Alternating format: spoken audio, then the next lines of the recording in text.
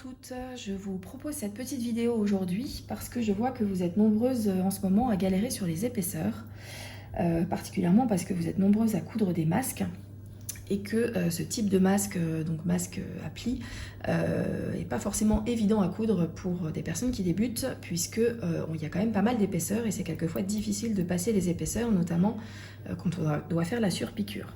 Donc je vais aujourd'hui vous donner quelques conseils pour pouvoir bien passer les épaisseurs. Ces conseils sont valables quelle que soit votre machine, hein. Il n'y a pas besoin d'une machine de compétition pour passer des épaisseurs, il faut juste avoir les bonnes techniques. Donc, première chose à savoir, c'est que pour passer des épaisseurs, il faut avant tout avoir une bonne aiguille.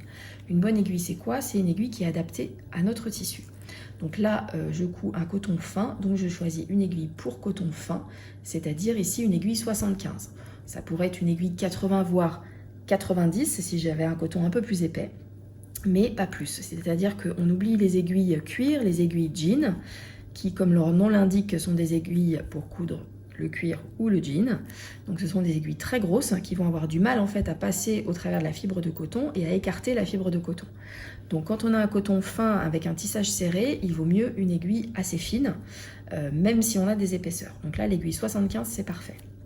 Ensuite, on prend aussi un bon fil, un fil de qualité. Donc on oublie le fil acheté à pas cher sur le marché ou en hard discount et on prend un vrai fil en mercerie, donc marque Gutermann ou DMC, mais en tout cas un fil de bonne qualité, puisque souvent les fils pas chers ont tendance à casser facilement dès qu'il y a un petit peu de tension.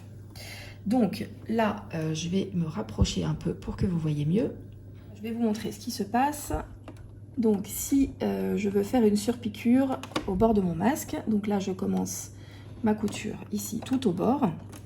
Donc là vous allez voir que ma machine elle refuse d'avancer, enfin mon tissu en tout cas refuse d'avancer. Donc là je couds sur place en fait, puisque la machine n'avance pas. Pourquoi est-ce qu'elle n'avance pas? Tout simplement parce que mon pied de biche ici, vous voyez, n'est pas droit. En fait, comme je suis en train de monter une épaisseur, mon pied de biche, au lieu d'être à plat, il se retrouve incliné comme ça. Donc quand le pied de biche est incliné, qu'est-ce qui se passe? Le tissu n'est pas entraîné correctement. Normalement, le tissu, il est coincé entre les griffes d'entraînement en dessous et le pied, et du coup, il avance avec le mouvement de la machine. Si le pied est comme ça, le tissu n'est plus coincé, et donc il n'avance plus, et il fait du surplace. Donc qu'est-ce qui se passe quand le tissu fait du surplace? Je vais le voir ici, c'est qu'on a du coup un embrouillis de fils qui se crée, donc un gros nœud qui se crée. Et donc si j'insiste un petit peu, là je vais avoir mon fil qui se casse, voire mon aiguille qui se casse, voire les deux. Donc pour éviter ça, en fait, il faut simplement que le pied soit à plat. Donc pour que le pied soit à plat, c'est très simple. Il suffit en fait de mettre une cale. Donc une cale, c'est quoi? C'est tout simplement un petit morceau de tissu, de carton, de ce que vous voulez, mais moi j'aime bien le faire avec du tissu. Donc je prends une petite chute de tissu, je la plie en 4, en 8, l'épaisseur qu'il me faut pour atteindre la même épaisseur que mon tissu ici. Et donc je vais venir la mettre derrière mon aiguille. Donc pour ça, donc je positionne mon masque, je descends mon aiguille tout au bord à l'endroit où je veux commencer à coudre.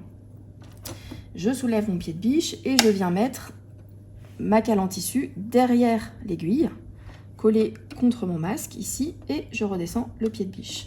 Donc là, comme vous voyez, maintenant j'ai mon pied de biche qui est droit et qui est à la même hauteur. Je vais peut-être faire un pli supplémentaire, voilà, qui est du coup à la même hauteur que l'épaisseur que je veux passer.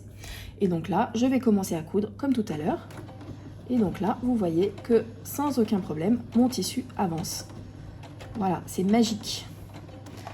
Donc c'est tout bête, hein, mais il suffit de le savoir. On met une cale en tissu derrière l'aiguille pour permettre au pied de biche d'être à plat. Et donc là, il n'y a plus de problème. L'épaisseur est passée et j'avance sans aucun souci. Voilà, c'est tout bête. J'espère que ça va vous aider. À bientôt!